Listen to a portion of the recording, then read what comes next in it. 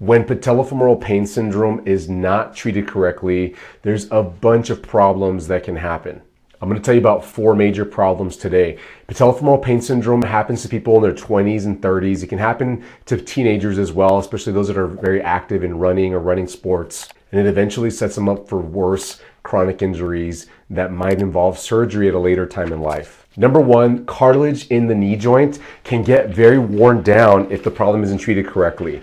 So with patellofemoral pain syndrome, the cartilage on the back of the kneecap right here rubs inappropriately against the thigh bone, and if it continues to rub because it's not treated properly, the cartilage there can eventually get worn down so much that you can have a little hole in the cartilage on the back of the kneecap or a hole in the cartilage on the end of the thigh bone right here. The beginning signs of it are seen in an x-ray. If you go to the doctor for your patella problem, your patellofemoral pain syndrome, they'll do an x-ray, I'm trying to get the right camera angle, where they're looking at the gap between your kneecap and your thigh bone right here. So you can see that space right there. Your x-ray will look something like this, and if it's squished down and there's a lot less space or they're touching, then they'll begin to say that you have chondromalacia patella, which means that the cartilage in there is thinning out and potentially worn down to where it's bone on bone. Now that happens only in extreme cases and after you've had patellofemoral pain syndrome for years or longer. So if this is your first go around with patellofemoral pain syndrome, not to worry, your cartilage might still be okay. Number 2 is that other joints can be affected in the short term. I mean, think about it. If your knee is hurting just at rest, because that's how it usually happens, it aches, or it begins to hurt worse after you're moving around and being active. If you're limping or you're just babying the knee, it's just a matter of time before your hip might have a problem, your ankle and foot might run into issues, your low back, or the other side of the body, the other leg, the other hip, the other knee, ankle and foot as well might become affected. So you need to make sure that you manage the patellofemoral pain syndrome properly so that it doesn't turn into problems in other joints of your body. Number 3 is that muscle imbalances get worse. Now, what you need to know about patellofemoral pain syndrome is that the root cause of it is that there's a muscle imbalance. What that means is if you look at the leg here, there's muscles on the front of the thigh here, the quad muscles, and they attach to the kneecap. And then on the back of the hip, you have the glute muscles. You need to have a proper balance between those 2 muscles. And if you use your quads mostly and you don't really get much glute activation for your running sports, or if you go lift weights and you tend to use your quads quite a bit, or you have very big overdeveloped quads and you really don't ever get sore in your glutes when you do exercise, then chances are that you probably have a muscle imbalance that has been causing too much pressure of the patella against the thigh bone. It's compressing the kneecap against the thigh bone, and that's what's irritating the back of the patella right there.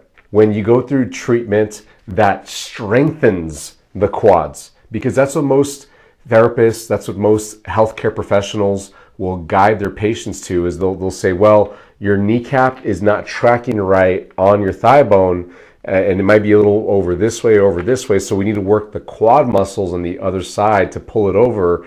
That's incorrect. You don't want to be doing that, because what they're missing is that there's already excessive compression of that kneecap against the thigh bone, and so you don't want to work out the quads.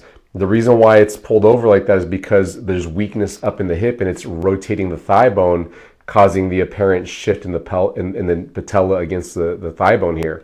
But really, if you just strengthen the glutes up here, sometimes you have to look at the foot too. There's muscles in the feet that influence this. That can align the kneecap better on the thigh bone. And so you might need to really work on fixing that imbalance way up here in the hip and the glutes, or down here in the foot, the arch support muscles. Now, just to give you a bit more about the muscle imbalances, those are not common concepts that are taught in physical therapy schools and that are known by physical therapists. I am a specialist physical therapist, and so I look at the body a little bit differently because I've gone through specialized training and advancement. So if you're going to a physical therapist or you're thinking about going to one, just do your research and see if that therapist specializes in helping people avoid surgery.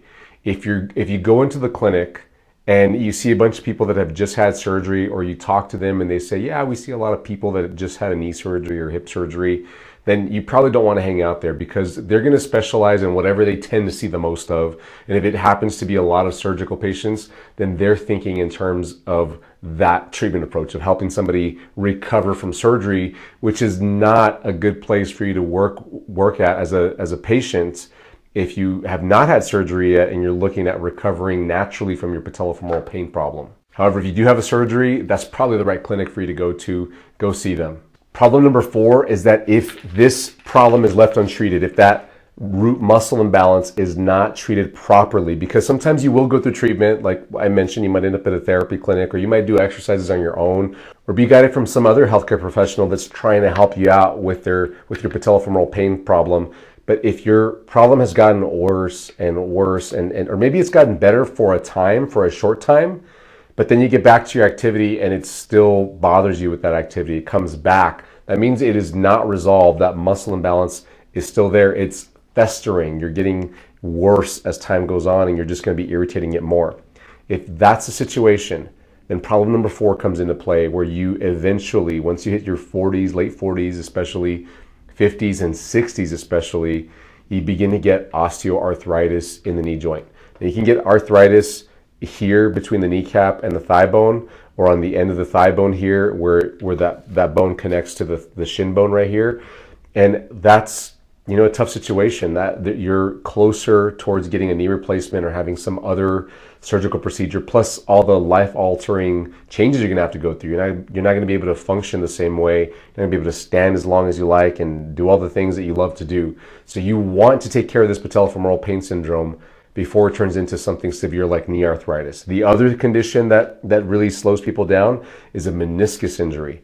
A meniscus is a big chunk of cartilage. You have 2 in each side of the knee that helps to cushion the thigh bone on the shin bone, and that can get damaged as well, to the point where it's not providing you the stability and the cushion that it's supposed to for you to do your normal daily activities. Both arthritis, knee arthritis, and a meniscus problem, they stem from a muscle imbalance that has progressed for years and decades, and it just hasn't been handled properly.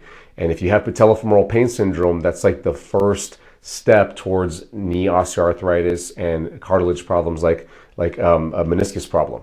So most people are asking me at this point, well, what's the best treatment for patellofemoral pain syndrome? And you've got to get a treatment that's focused on getting the glutes stronger, does not work the quads out, because chances are, I'm willing to bet money, 99% of people that I've seen with true patellofemoral pain syndrome, they have over-dominant quads, and oftentimes their arch support muscles down in their foot are not strong enough.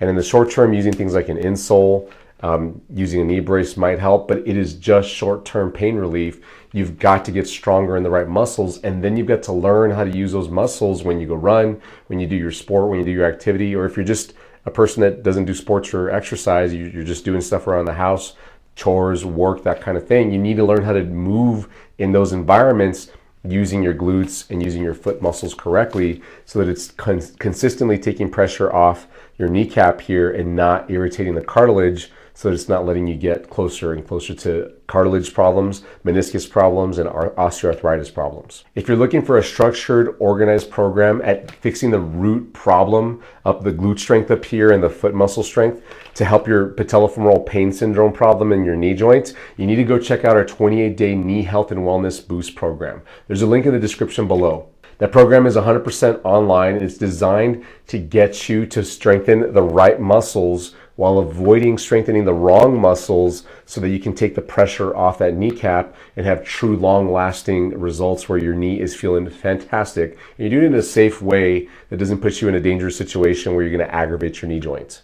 The program is designed for you to be able to scale the exercises so you can make them harder or make them easier. You need to adjust them to your level so that you're not making anything worse, so you're safe the whole way through the program. Now, I say it's a 28-day program, but really you have access to it even beyond the 28 days, so you can go through it again and again. That's what I recommend. We get people emailing us, contacting us all the time, and I tell them, you got 10% better, 20% better, 50% better going through the program the first time. Go through it again until you maximize your benefits, because the sky's the limit on your potential if this has worked for you even just 10%. Hey, give us a thumbs up if you thought this video was helpful. Share it with somebody, and please don't forget to subscribe if this is the first time you're on our channel. We'd love to have you subscribe to catch the rest of our videos. Thanks so much, and I'll catch you in the next video. Bye-bye.